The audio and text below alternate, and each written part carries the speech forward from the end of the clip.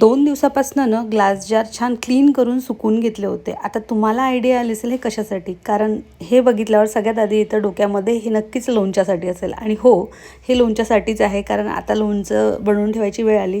आपल्या महाराष्ट्रामध्ये काही असो चाहे नसो, पण वर्षभराचे लोणचं घरात मिळतातच. आणि आमच्याकडे ना गौरवला लोणचं खूप जास्त आवडतं म्हणून मी वर्षभराचे लोणचं बनवून ठेवते. पण यावेळेस काय झालं, की माझ्या प्रेग्नन्सीच्या रिझनमुळे मी बनवू शकली नाही आणि मी आणले हे माझ्या सासूबाईंना बनवायला सांगितले होते. मी मी आंब्याचं जे आहे ते 3 किलोचं आणि फणसाचं सुद्धा 3 किलोचं असं मिळून बनवायला लावलेलं होतं आणि ते मी येताना गावावरनं घेऊन आली. आता 7 मंथच्या प्रोग्रामला जेव्हा मी गेली होती गावाला तेव्हाच मी येत असताना घेऊन आली. मी म्हटलं चला आता लोणच्याची वेळ पण आली आणि लोणचे स्टोरेज करून ठेवायची वेळ आहे, तर म्हणून मग मी लोणचे छानपैकी मस्त स्टोरेज करून ठेवणार. यासाठी माझ्या सगळ्या बॉटल्स क्लीन करून घेतल्या काचेच्या आणि त्यामध्ये मस्तपैकी इकडे फणसाचं लोणचं भरून ठेवलं.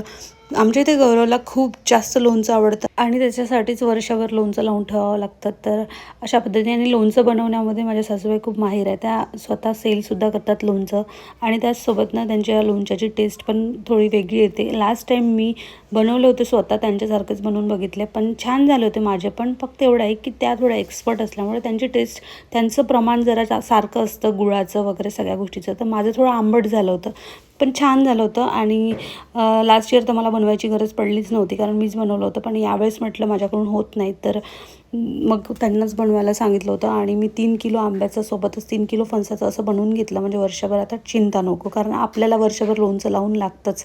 आणि वरचं जे एक्स्ट्राचं उरलेलं लोणचं होतं ते एका छोट्या याच्यामध्ये काढून ठेवलं, कारण गौरवला कसं ना 10 वेळा लोणचं खायची सवय आहे. तुला तर तुमचं काय म्हणते? तुमच्या इथे पण लोणचे बनवून झाले का? नक्की सांगा. चला भेटूया येणाऱ्या नेक्स्ट व्लॉगमध्ये. बाय.